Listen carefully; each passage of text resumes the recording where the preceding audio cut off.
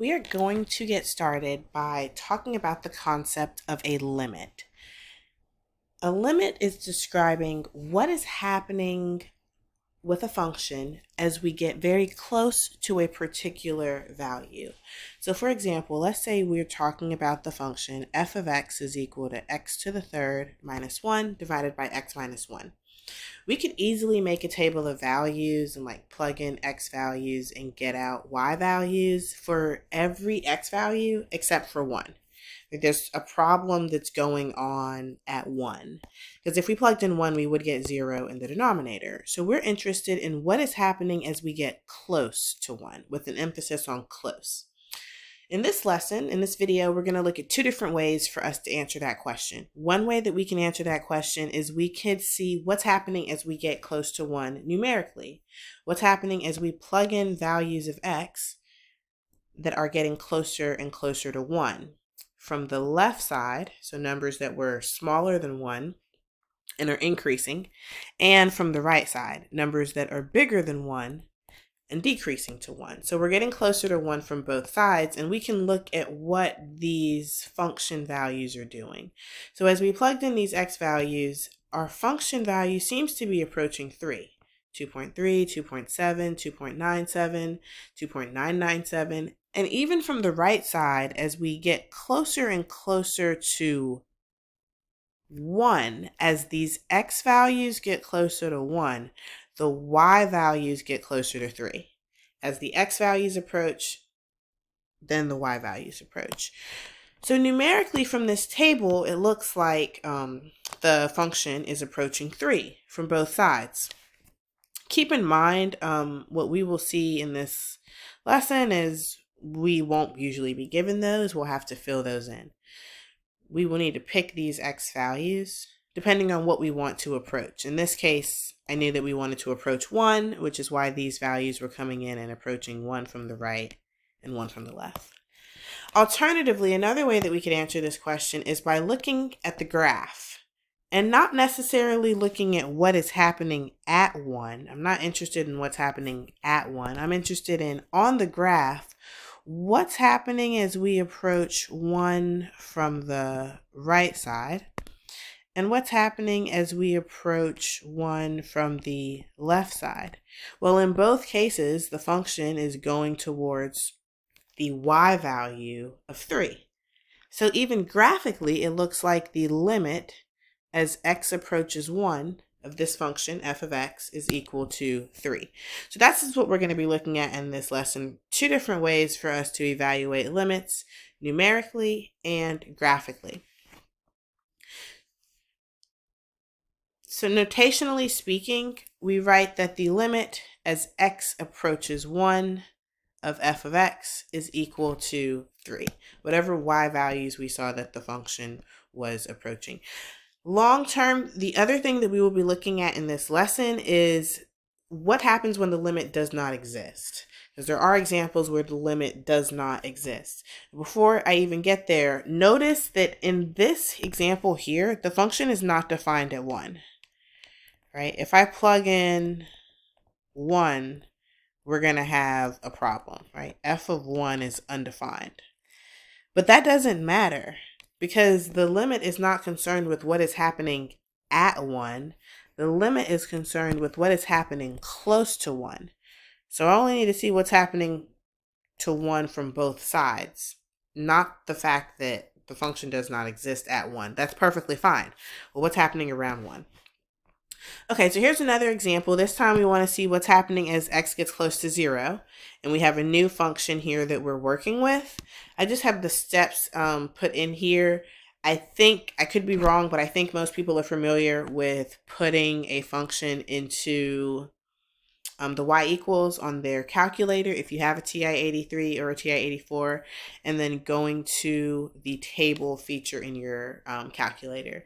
If not, shoot me an email and I will send you a video with how to do that explicitly. Now, what if you do not have a calculator? Well, if you do not have a calculator, I will show you how you could do that online, how you could make a table online and use those values to get through your homework and your quizzes and things like that. This same example here same function. This time it has been graphed.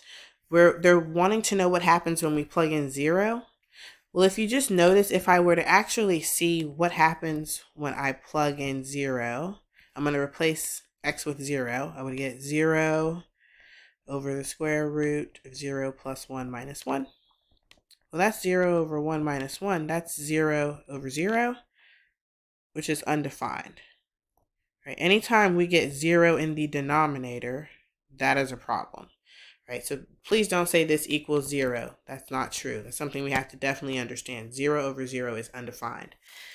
So yes, we can see the function is undefined, but that's not what we're concerned with. We're not concerned with what is the function value at 0. All this means is get very close to 0. So on the graph, let's get close to 0 from the right side, and let's get close to 0 from the left side. And in both cases, as we get close to the x value of 0, we are getting very close to the y value of 2. So we would say that the limit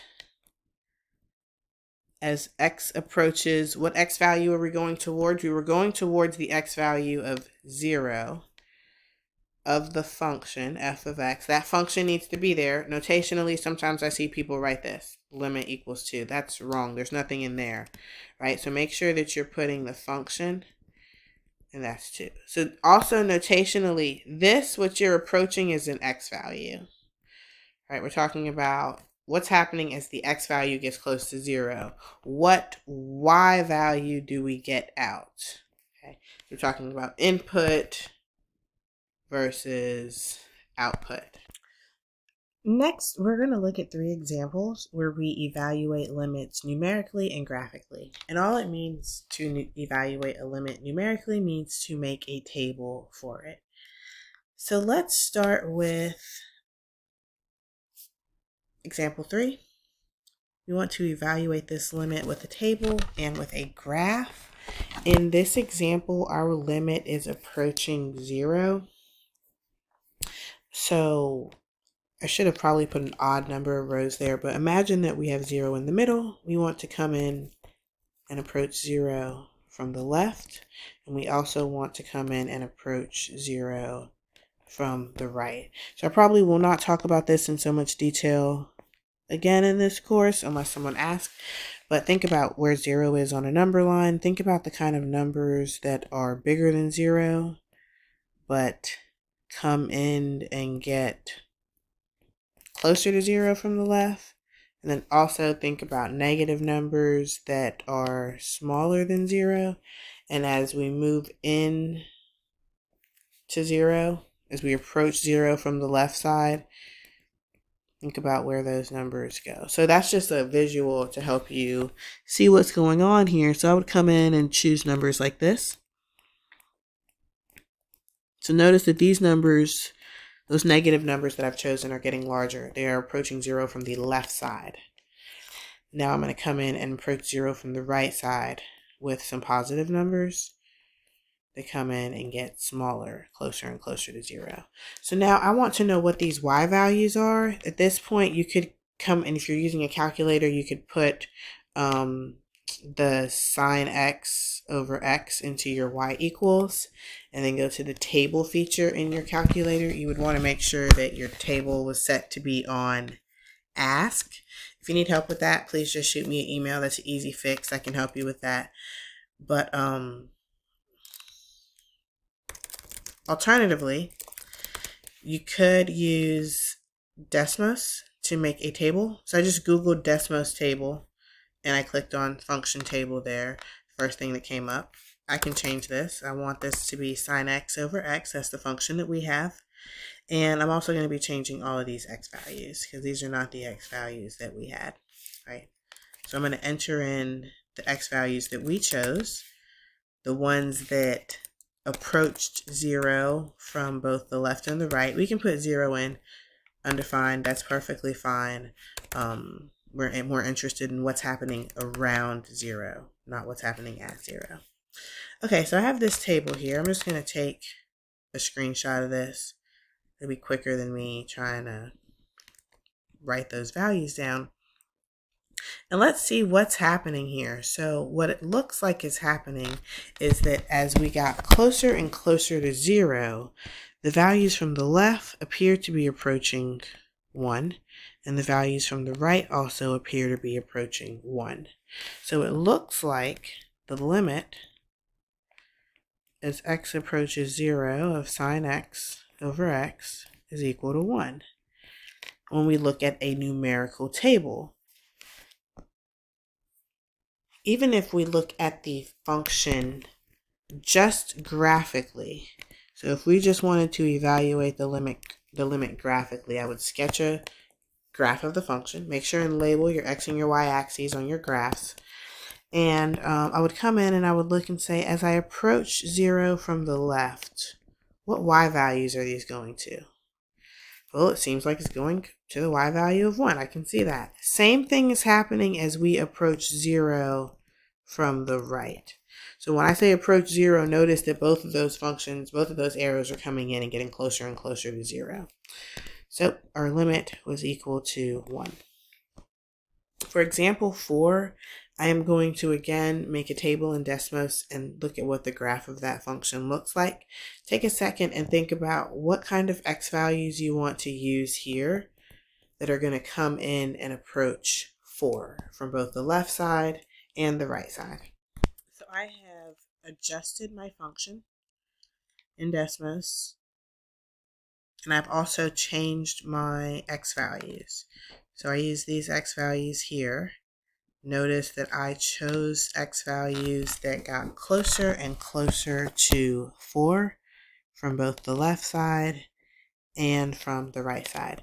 And it seems like these y values here are getting closer and closer to 0.333. Same thing happening here, which is a third. They're getting closer and closer to a third. So numerically, this limit is equal to a third. Same thing's happening on the left side and the right side. If I were to look at a graph of this function, which I have pulled up here, we can see that the function has a vertical asymptote somewhere, but we're interested in what is happening at 4. So on this graph, yeah, there's a vertical asymptote right here, okay? But as we come in and we get closer to 4, what value is this approaching? What y value does that appear to be approaching? Well, that's the y value of 1/3. Again, concluding that that is our limit. Our last example that we're going to look at like this, example 5, we need to make a table, and we need to think about what the graph of this function looks like. So generally speaking, if you see a problem like this on a quiz or on a test, you won't be asked to do it both ways.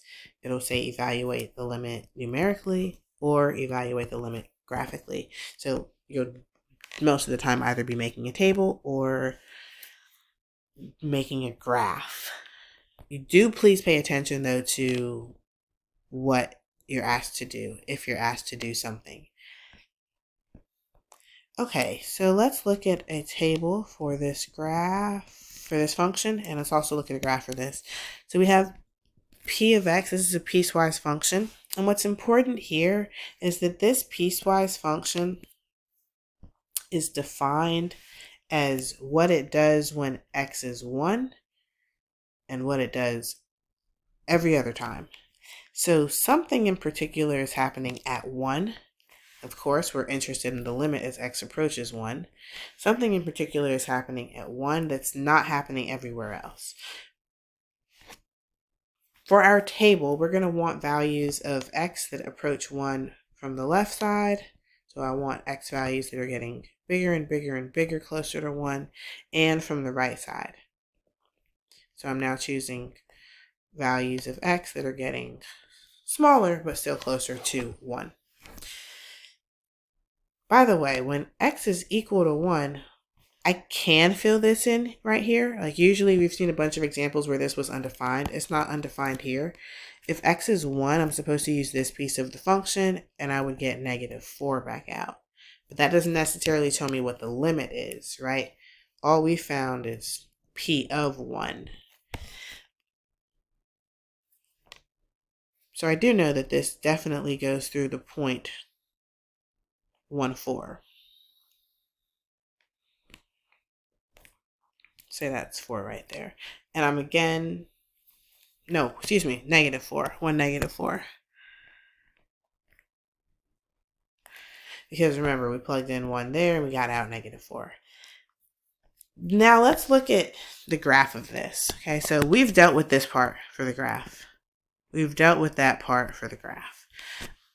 That part is just this 1 point right here. But if x is not 1, then the function is this line of x plus 3. Well, the line of x plus 3 has a y-intercept of 3 and a slope of 1, so that line looks something like this.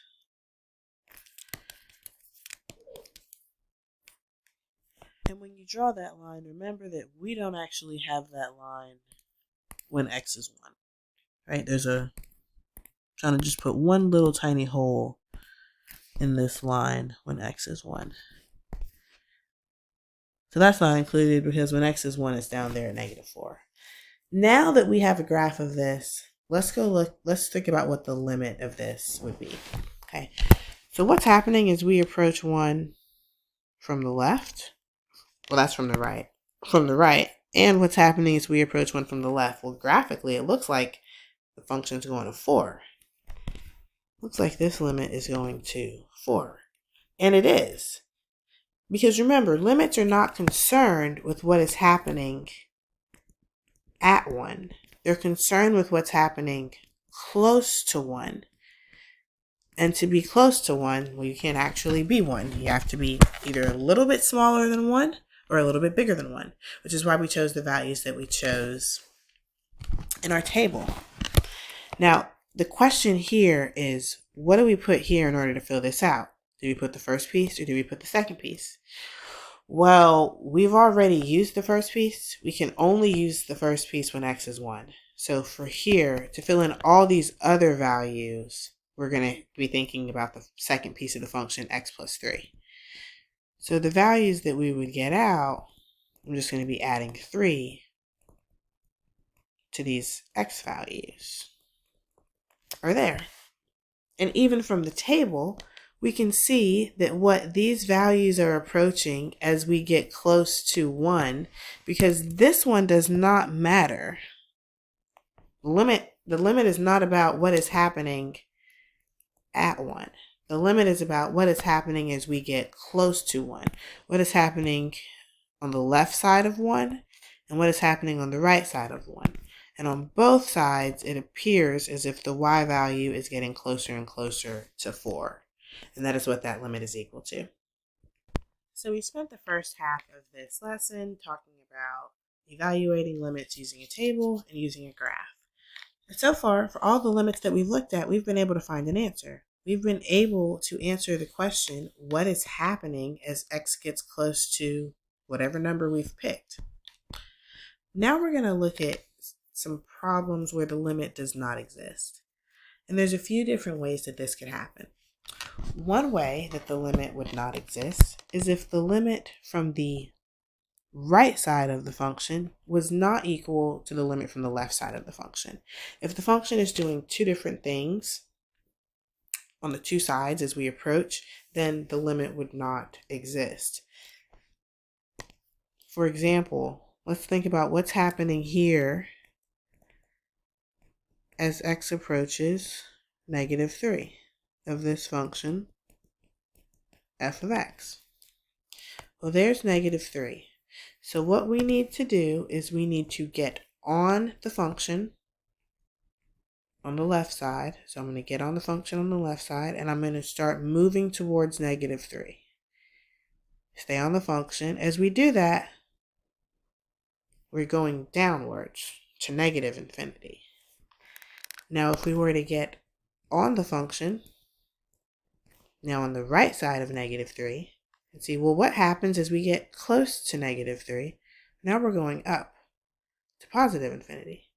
So it seems like the left side was going down to -infinity and the right side is going up to +infinity.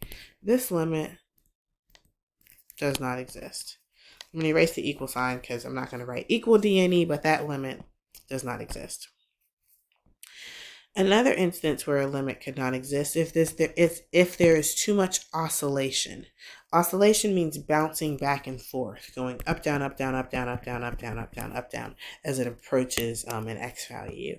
We will see that show up in example 7. Another instance where a limit cannot exist is if it is unbounded. So for example, let's look at what's happening as x approaches 1 of this graph here. The limit as x approaches 1, well, again, I'm going to erase this right and left because I'm no longer approaching -3. Now I want to approach 1. Let's get on the graph to the left of 1 and move closer towards 1. Well, we're going up to positive infinity. Now let's get on the graph to the right of 1. It doesn't matter where you get on. You can get on anywhere. What happens is wherever you get on, you need to be approaching 1 because that's what this says. So as you move to the left, as you move closer and closer to 1, the graph is going up to positive infinity. So it seems like both ends are going up to positive infinity. So this limit as x approaches 1 of f of x is equal to positive infinity, but that also does not exist because infinity is not a number. It's just a symbol. So it's a bit of just a notational thing. If a limit is equal to positive infinity or negative infinity, we will write this. But for all intents and purposes, that does not exist because infinity does not exist. So for example 7, I am going to look and see what's happening as we get closer and closer to 0. I'll go ahead and pick some values to use in my table. And I'm going to head over to Desmos and see what's happening. Do make sure that you change your f of x. Make sure it is your function, which is right there, sine 1 over x. And let's see what's happening. I need to delete all of this. Let's see I'm going to put in the x values that I have in the table. Let's see what's happening as we get closer and closer to 0. So now that I have my values from Desmos, I'm going to copy them over.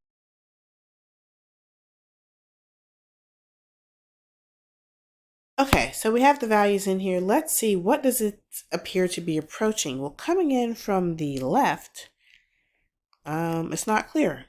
We started up at 0.54, then we stayed close to a half, and then we dropped down to a negative value. And on the other side, we went from a negative value to a positive value. So what's happening in this graph is that there's all this oscillation in here. You see how thick this looks in the graph? The reason it looks like that is because the function is the points are going up, down, up, down, up, down, up, down, up, down, up, down, up, down, up, down, up, down. So we can't say what's happening from the left and what's happening from the right. So in this case, we would say that this limit does not exist. There's too much oscillation. To justify, I'm just going to write oscillation. Okay. Example 8, I'm going to change my function in here.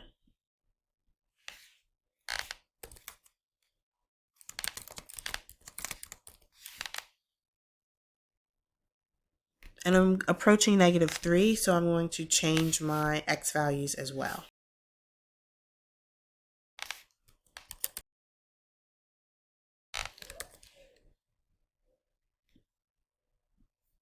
Okay, so I cheated a bit and just pasted this table in here. Notice I'm getting some scientific notation showing up in here. If you're using your calculator, you might be seeing things like E12. That E is scientific notation. It means times 10 to the 12th power. It means move your decimal 12 places to the right. It means your number has just gotten a lot longer, okay?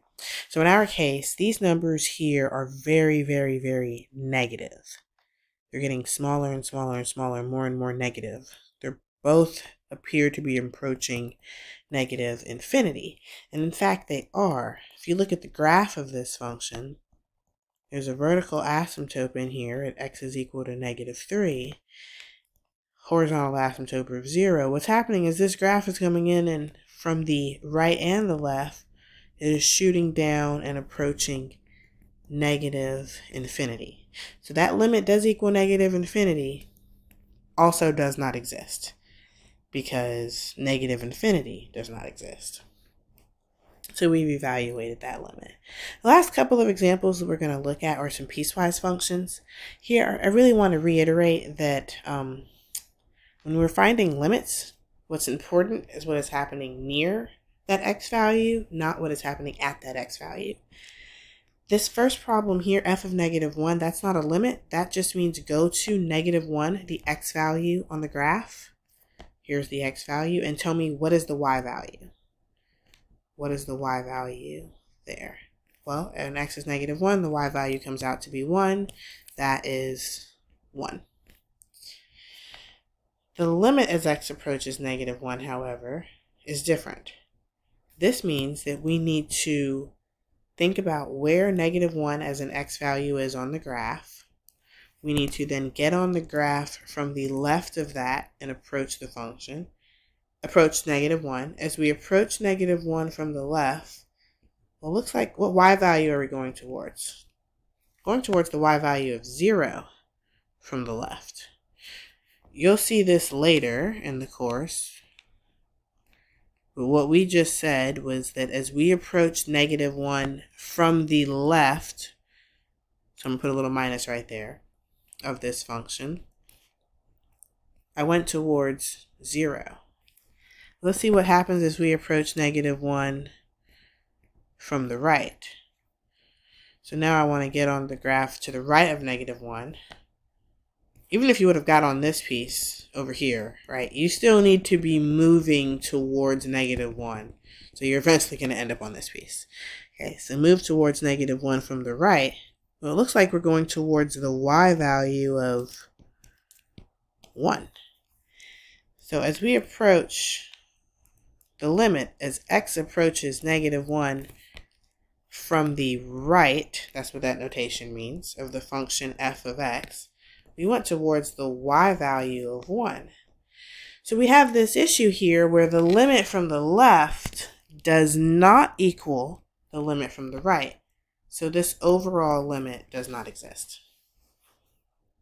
Now we have another limit we're being asked to look at. Now we're being asked to look at the limit as x approaches +1. So let's see what happens as we approach +1. Well, at this point, maybe you can look at this and see, but as you come into 1 from the left, you're going towards the y value of 1. And as you come into 1 from the right, you're going towards the y value of 2. Those are two different values. This limit does not exist. Okay. And it does not exist because the limit as x approaches 1 from the left of the function f of x is equal to 1. And that is not the same thing as the limit as x approaches 1 from the right of the function f of x, which is 2.